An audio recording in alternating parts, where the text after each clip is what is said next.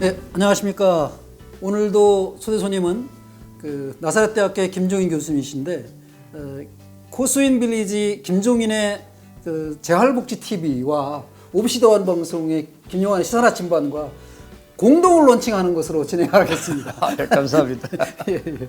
파일을 서로 주고받으면서 이 촬영한 파일을 그래서 양쪽에 서로 올려가지고 홍보할 수 있도록 했으면 좋겠고요. 이제 지난번에 이제 제자들을 길러서 국회까지 내보내고 하는 그런 역할까지 말씀을 드렸고, 이제 코스윈 빌리지 가기 전에 지난번에 잠깐 얘기 나왔던 한국 사회복지 정책연구원 예. 지금 원장님 맡고 계시고 그거 하시면서 맡고 있습니다. 이사장입니다. 예, 예. 이사장 맡고 계시고 그런데 그거와 함께 그 얘기 좀 해주시고 예. 그거와 함께 그거만 이론적으로 연구하고 뭐 이런 것만이 아니라 분당의 어디 영광교회 예. 거기에 그 발달 장애인들을 위한 예. 주일학교 미사 뭐 예배 예. 요거 같이 그 얘기까지 그런 거로도 한번 해봤습니다. 예. 우선 연구원. 예, 연구원은 이제 네.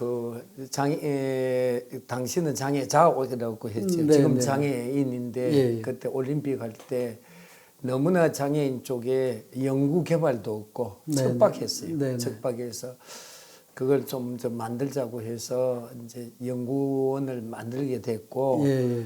그래서 이제 연구원이 이제 사회복지정책연구원으로서 네. 아마 이제 정부에서 연구원이라는 공식적인 명칭을 가지고 보건복지부에서 등록되어 있는 것은 아마 우리가 최초로 아닌가 그렇게 네, 민간 기관이지만 뭐 산하 기관은 아니지만 그리고 이제 한국자도 들어가 있고 네, 사회복지 네, 들어가 네, 있고 네. 정책연구원 이름이 상당히 좋잖아요. 그렇죠. 그래서 네, 이제 선점하셨네요. 그렇게 해가지고 하고 또 그렇다 보니까 아마 이제 사회복지 전담 공무원 제도 이거 그다음에 옛날에는 사회사업가라고 했어요. 아, 그랬었죠. 예. 그런데 그 사회복지사 만들고 이것의 산실 역할을 한 데가 우리 한국사회복지정책연구원입니다. 아, 예. 예, 연구원이 외국 사례 연구하시고. 연구원에 그리고 이제 장애인 등록제도 처음에 만들어 가지고 그거 할 때 왜 등록제를 만들 때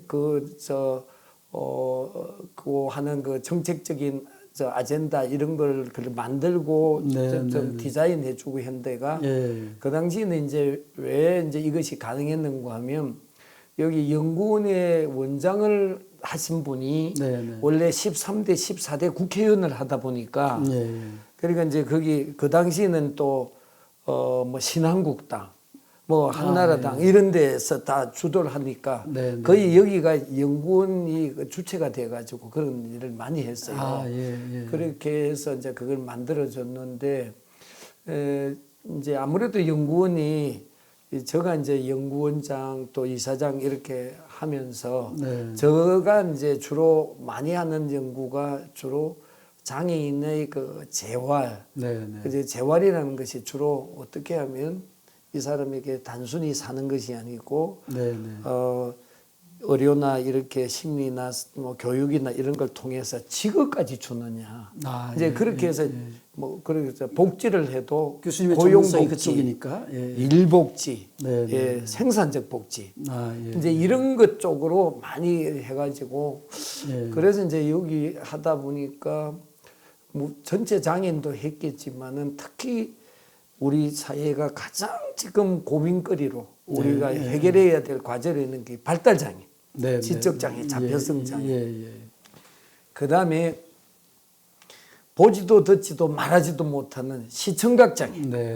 이제 요 두 장애에 대해서는 특별히 우리 연구원에서 많은 연구를 하게 됐어요. 연구도 하고 실제 여기에 대해서 개발하는 프로그램도 많이 했거든요. 그래서 그런 쪽에 이제 발달장애인에 있어서는 발달행정보조사라는 자격증을 만들어가지고 지금 500 몇십 명 지금 자격증 배출을 했어요.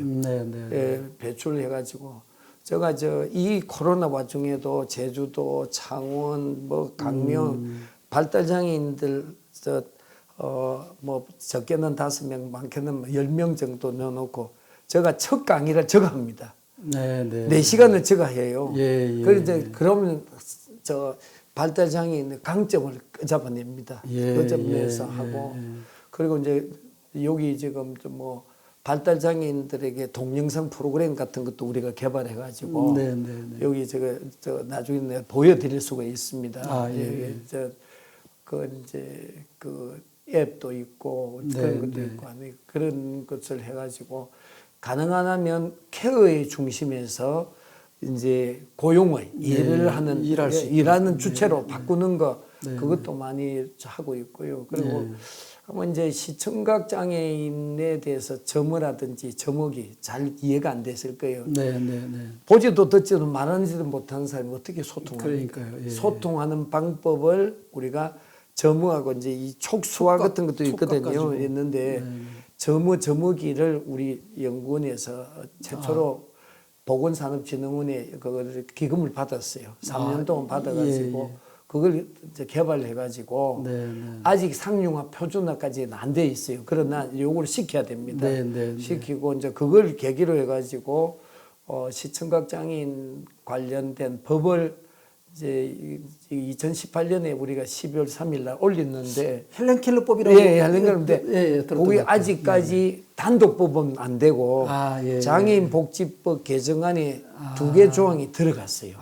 들어가서 지금은 하고 있는데 이 단독법을 지금 저 이명수 위원장이 저 전에 보건복지위원장인데 이분이 지금도 그거에 대해서 자기가 올리겠다고 지금 그것도 추진을 하고 있습니다. 그래서 그런 작업도 하고 있고 그래서 우리 이제 연구원은 주로 이제 정말 연구가 필요한 거. 그리고 지금은 저 조선족 장애인들이 이제 우리가 이제 한국에 사는 중국 조선족이 있잖아요.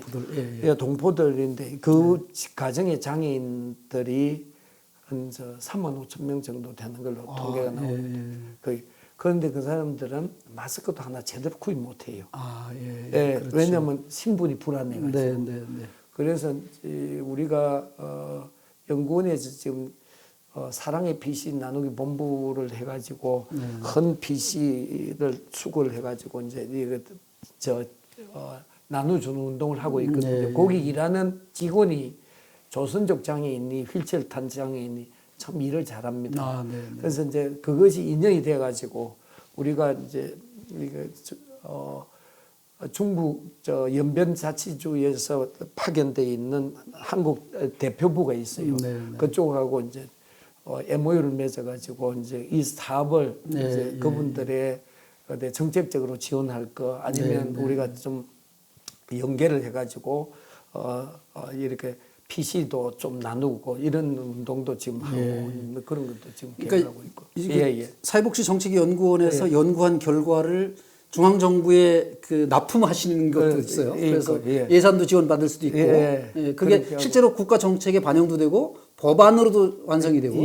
여기서 하는 것이 지자체에서 뭐 정책 연구 있잖아요. 그런 것도 많이 해주고 얼마 전에는 이제 경기도에 여기 시청각 장애인 우리가 지원 체계 구축을 어떻게 하면 되겠느냐, 경기도 모형 어떻게 했냐, 그것도 우리가 해서 납품도 하고 그런 뭐 정책 연구, 컨설팅 이런 것도 하지만 강좌도 열고, 강좌도 열고 우리가 이제 자격증도 만들어 자격증 지도도 하고. 그러니까 이제 그냥 우리는 시혜적 복지는 안 합니다. 뭐 나눠주고 할인해주고 깎아주고 이런 것이 아니고 하나하나 개발하는 것 이런 쪽에 그것도 많이 하고 있고 그리고 이제 또 병행해가지고 우리가 지금 제가 장애인들 이제 기독교인으로서 주일학교 만드는데 많은 헌신을 했어요. 이렇게 이론적으로 그 제자들 기르는 교수 역할 그리고 연구원에서 연구하는 역할 이런 것만이 아니라 실천적으로 현장에 가셔서 지난번에도 나왔었지만 에바다나 양평 은혜재단이나 이런 데 현장에도 뛰어들어서 그런 문제도 다 하시는 것뿐만 아니라 교회에서도 그 장애인들을 위한 그 예배 프로그램을 여기 능동 쪽에 가면 서울의 능동 어린대군 옆에 가면 서울 시민교회라고 있습니다. 거기를 제가 미국 가기 전에 사실은 이제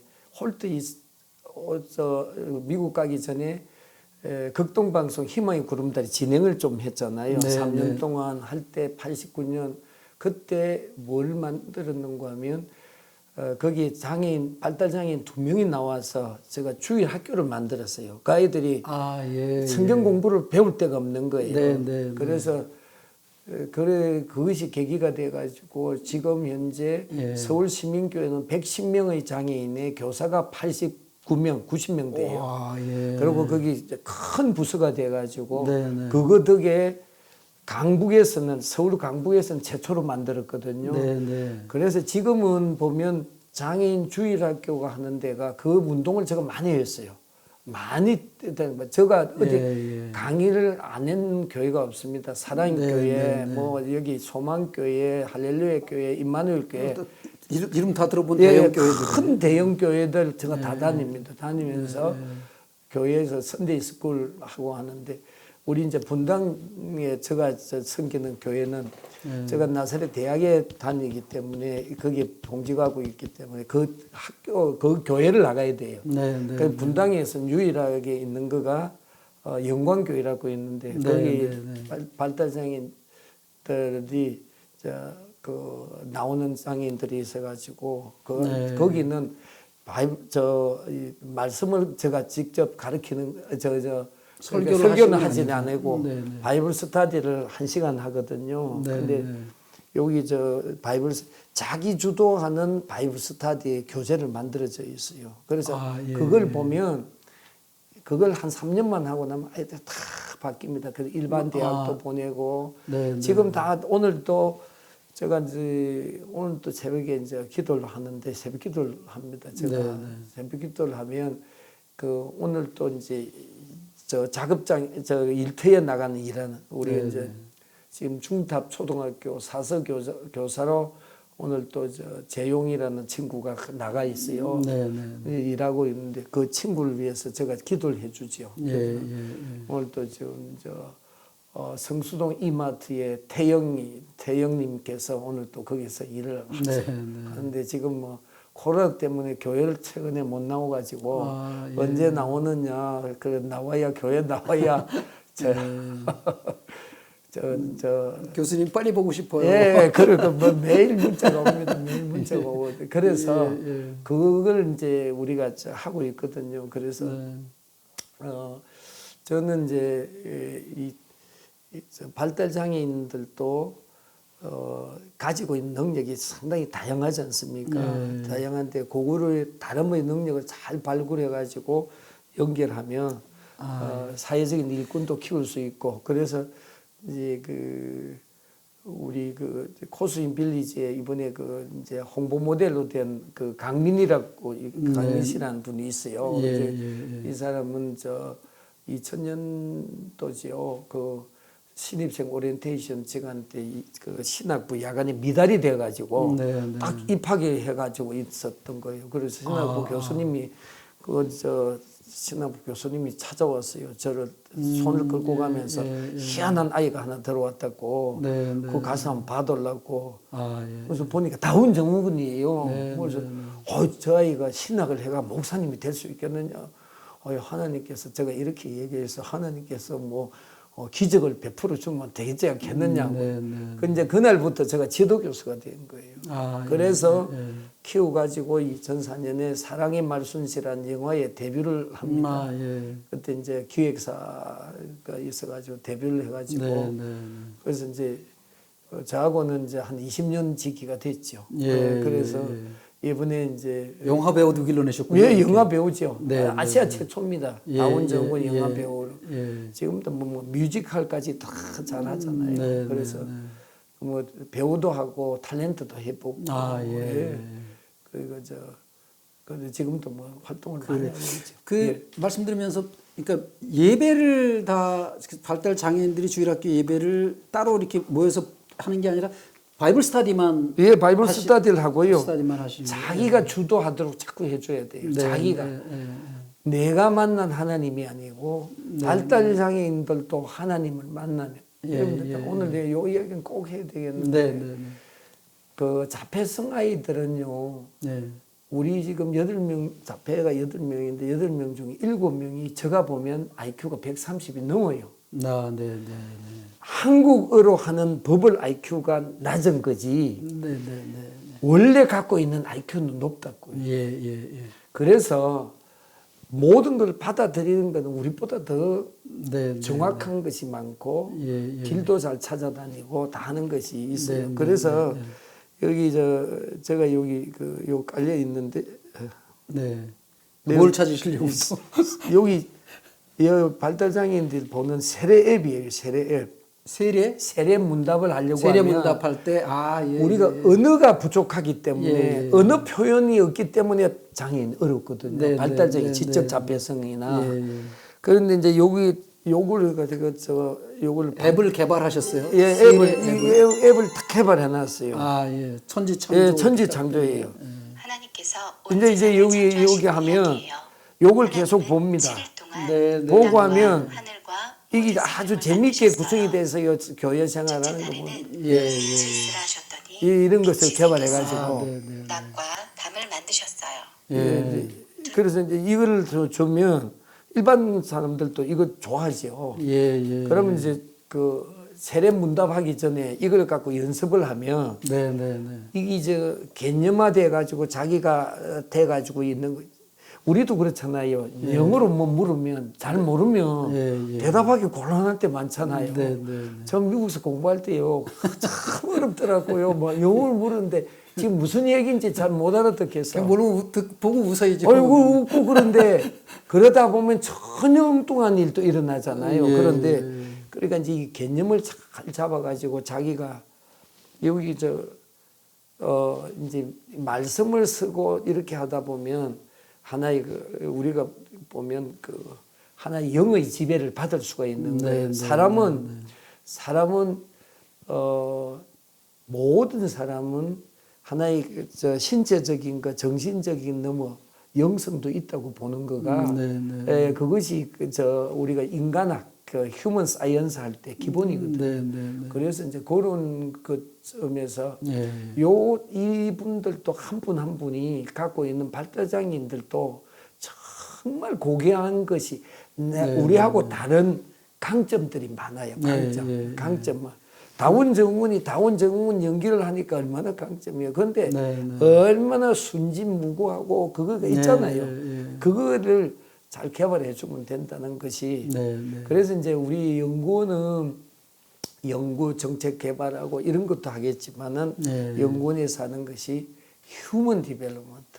인간에 대해서 휴먼 디그니티라고 인간 존엄을 어떻게 하면 개발하고 표현하고 이 약자편에 있는 사람이 이 사람이 표현할 수 있는 언어가 안 돼서 그런데 언어가 안 되지만은 어떤 쪽으로 이분이 사회를 위해서 국가를 위해서 기여를 할 수 있는 인물로 키우느냐 이런 쪽으로 지금 초점을 맞췄지요. 그래서 우리 연구원은 연구원에는 정말 그런 뭉클뭉클한 것이 많습니다. 그래요. 하여간 이론과 전체적인 그 프로그램을 짜는 아이디어와 이런 것들을 다 가지고 계신 그 연구도 아주 성과 있게 해내고 계시고 이런 분이 현장에서 직접 이제 장애인들과 함께 공부도 하고 뭐 일자리도 같이 만들어 주시고 이런 일들을 다 하시면서 코스밀리지라는 걸 생각하신 거네요. 그렇죠. 지금 우리나라는 정말로 장애인은 갈 데가 없어요. 자, 학교 교육받고 그다음에 뭐 전공과도 다니고 예를 들어서 복지관도 3년 5년 그다음 갈 데 어디 있어요? 직업재활 시설 그것도 너무 한정적이잖아요. 고용처가 아니잖아요. 자, 그래서 40, 50이 되면 부모는 어떻게 돼요? 부모는 그냥 번아웃 돼가지고 자, 그래 되면 이 사람이 자기 앞가림을 하도록 개발을 안 해놓으면 평생 동안 누가 보고를 해줄 겁니까? 활동지원사가 배치돼도 원래 활동지원사라는 것은 미국에서 IL 운동을 자립생을 하기 위해서 활동지원사를 붙여주는 거지 도우미가 아니에요. 활동지원사는 도우미가 아니에요. 그래서 이걸 고민하다가 이거 한 10년 됐어요. 10년 전에부터 어떤 것을 만들어야 되는데 우리도 발달장애인도 스스로 살아갈 수 있도록 부모하고 가족하고 있을 수도 있겠지만은 가족이 떨어져도 혼자 있어도 이분의 인권이나 아주 중증이라도 이분을 보호를 해주는 것이 아니고 이분의 권리적인 측면에서 이분이 자리할 수 있도록 만들어주는 그런 공간들이 필요치 않겠느냐. 자, 저 박사님 보세요. 저기 강남에서 부모님이 20억, 30억 돈이 저 아파트가 있다. 이 사람한테 물려줘봐야 이 사람한테 소용이 없습니다. 우리 그리고 저 돈을 물려주면 저 사람이 살 거다. 전혀 못 삽니다. 그거는 오히려 다 망치는 겁니다. 일반적인 자녀들한테도 그렇죠. 그것을 해주는 것이 이분이 스스로 그래도 살아갈 수 있도록 물론 체중증이 되면 자기가 뭐 일어나서 할 수 있는 능력이 없잖아요. 그러나 정부가 국가가 뭘 줍니까? 지금 활동보조라는 그렇죠. 바우처를 주잖아요. 활동지원이라는 바우처를 주면 바우처를 가지고 이분이 살 때 이분은 나름대로 살아갈 수 있도록 하는 그 시스템이나 이런 것을 구축해 주는 거가 우리가 해야 될 일이 아닌가. 그렇죠. 체중증에겐 사실 돈이 필요하다기보다 그런 활동 지원하시는 사람이 필요한 거죠. 사람이 필요한데 사람만 필요한 것이 아니고 요런 체계 시스템이 필요하죠. 그렇죠. 그 체제죠. 예, 체제. 요 한 사람 갖고는 되지 안 되죠. 절대 안 되죠. 사람만 파견내 준다고 지금 어떻게 합니까? 그러니까 지금은 활동 지원사도 그 사람, 체중증에는 안 가잖아요. 못 가잖아요. 자, 이 사람이 한 사람이 보지도 듣지도 말하지도 못하는 사람 활동 지원 누가 하겠어요? 촉수화할 수 있어야 될 거 아니에요.